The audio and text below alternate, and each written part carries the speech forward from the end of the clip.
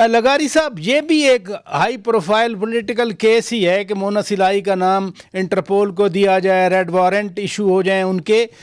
आप इसको किस कॉन्टेक्स्ट में देखते हैं? अभी आप जब चौधरी परवेज इलाही की बात कर रहे थे तो मेरे ज़हन में प्रॉम्प्ट सा ख्याल आया, इसको कोई रिलेट किया जा सकता है?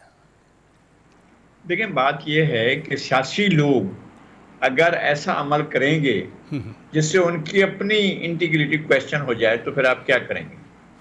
मसला यह है कि अगर उनके हाथ साफ ना हो, किसी के भी हाथ साफ ना हो। जी जी। मुनीस इलाही साहब का उनके एक चपरासी और उनके क्लर्क वगैरह जो हैं, उनकी अरबों की इन्वेस्टमेंट है और एक शुगर मिल लगती है रहीम यार खान में।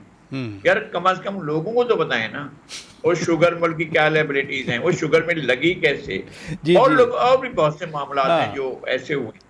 चले आप किसी का कर रहे हैं ना एड साहब, यहाँ से हमें तो कम से कम एक ट्रांसपेरेंट तरीके से बता देना कि ये गड़बड़ हुई है और ये सारे मामला खराब हुए हैं और उन्हें किस सिलसिले में बुलाया जा रहा है।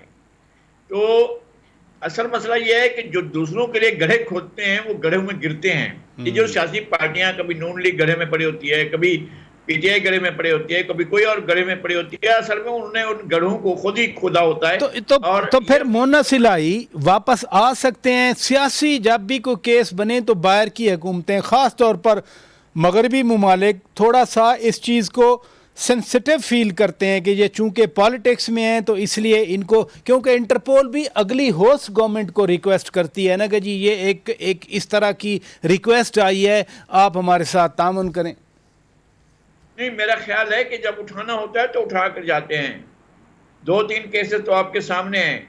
हाँ। और अब हम फारूक लगारी से पूछने नहीं जा सकते कि जनाब आप उनके गांव में जो है या उनके जिले में जो है अहमद कासी को कैसे जो है मार दिया गया था। हम नहीं पूछते जाकर के एबटाबाद में उसामा बिन लादेन को कैसे घुसकर मार दिया गया था। तो आप अगर किसी को विक्टिम बनाना चाहते हैं तो आप तो खुद पहुंच जाते हैं और खुद आकर मार देते हैं।